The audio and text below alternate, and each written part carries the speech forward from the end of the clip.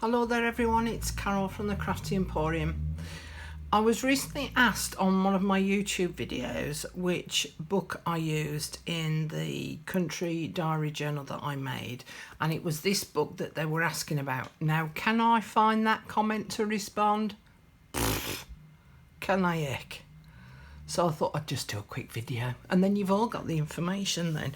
So this is one of the books that I used. Now, it's not a country diary journal one. It's not the Edwardian diary of a country journal. But it's called A Country Woman's Journal, as you can see. And it's by a lady called Margaret Shaw. And you open it vertically, which is a little bit sort of, oh heck, that's my computer dinging.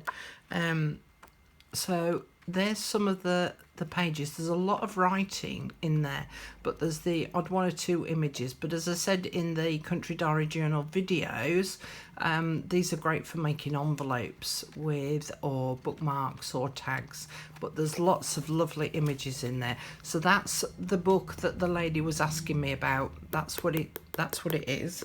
A couple of other books that are different to the country diary ones that I also used, and I was introduced to this one by Jibid Neary, and it's In and Out of the Garden by Sarah Midder, and some of the illustrations in it are just so lovely. And she does it's like a journaling book really. So she's done some images and then she's written about them, but they're teeny tiny ones, but they're kind of really cute. So yeah, so lots of lovely images in here to use. So it was an image like this that I used, like this, can't remember now, where I wet the, what's the word, mulberry paper, to create a window to then have the image showing through on the other side. So that's where this image came from. That's what I'm trying to say. Can't speak this morning. So yeah, In and Out of the Garden by Sarah Midder.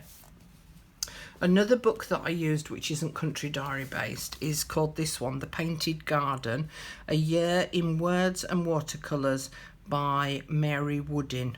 I posted her name right. Mary Woodin. But again, some really, I mean, look at that. Some really gorgeous images in here. Just stunning. I mean, there's loads. And again, another book that's been written like a journal, in that it has an image, it's got some written words on there in her own fair hand, but just gorgeous images to use. I mean, those would be great on the front of those little coin envelopes. Really nice. These would be ideal to cut out as just for little tuck spots. Beautiful book. So that's another one that I used. And then of course there was all the country diary ones, of which there are so many different versions now excuse me, that are based around the country diary. So we've got Creating a Wildflower Garden, which is more of a, in fact you can tell, look how much I've used, there's hardly any pages left, which is more about sort of how you go about planning a garden. And there are a few images in here that are country diary. Excuse me, frog in my throat now. That are country diary related. So I'm afraid there's not a lot left to show in that book because I've ripped it all apart. But that one is by Anthony Huxley. Oh, and Jonathan Andrews. So there's that one. And then there was this one. How much did I use this one? Yes. So I've ripped that one to shreds, but I've kept the cover. You never know. Journal in the making. So this one is The Nature Notes of an Edwardian Lady. Yeah, it had some nice images in it. So yeah, use that one. And this was another one. The Nature Notes of an Edwardian Lady, and again it has got some really lovely images in it to use, and of course there's like some verses and stuff like that. And the nice thing about this one is that it's got the months of the year in, so that would make a lovely page, especially if you're doing a monthly type journal, so you've got a page for each month. So yeah. And just a quick note on copyright with these. As far as I'm aware, and I'm no legal expert, we can buy the books, we can cut them up, and we can use them in our journals. Copyright and copy is the main word there. So you can't copy as in photocopy or download these images onto your computer and then alter them and change them. That's the copyright bit. So you couldn't sort of copy each of these pages and then use them in your journal. So I think, as far as I'm aware, you can use the pages out of the book, chop them up and utilise them, but you then can't do anything with them and then call it as your own. The design side of it, that is. Okay, so but that was the other book that I used. And then this was the other book, which was only added to my stash sort of near the end of the journal, and that was because I received it as a gift.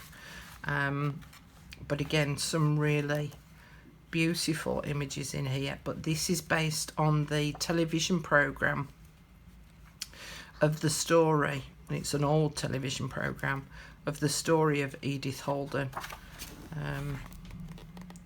So it's more about sort of the program itself really, rather than it being all about her images, but there are still images in here that she painted that you could chop up and use. And in fact, it was from this book that I created the front cover of the journal itself. So I hope that that helps, and I hope that the lady that asked me the question catches this video, put them like that, so that she can see which book it was that I used. And I'm so sorry I can't find you, and I'm so sorry I just can't answer everybody at the moment. I've just got an awful lot on. But your comments are really appreciated.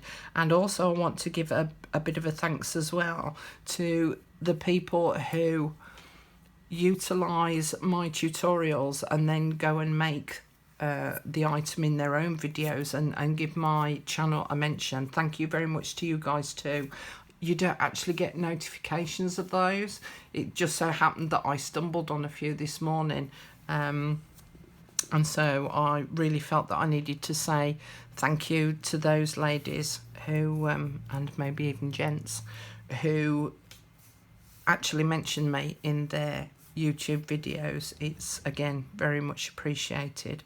And thank you to everyone who supported me on my ongoing journey of journal making and crafts, although on the channel, my YouTube channel, I tend to just do the journals, but I do a host of other things as well. Now, I've often been asked about Etsy links, my Facebook group links, and if you actually go to my homepage on YouTube, you know, across the top you get a little, what they call a banner, which is where people tend to have a title or a nice image. Or up in that banner on the bottom right hand corner, let's think of me left and me right then, bottom right hand corner, you'll see the little symbols, and they're clickable links. So if you're looking for my Etsy shop, then you can click on the Etsy symbol and it will automatically take you to the Etsy store. I'm going to be putting some of my journals on Etsy very shortly, so I'm going to do a video on those too, so watch out for that. To all the newcomers to my channel as well, thank you, hello. Okay, I'm enough prattling now. Thank you very much for watching. Hope that helps and inspires, and I'll see you all again soon. Thanks for watching. Bye.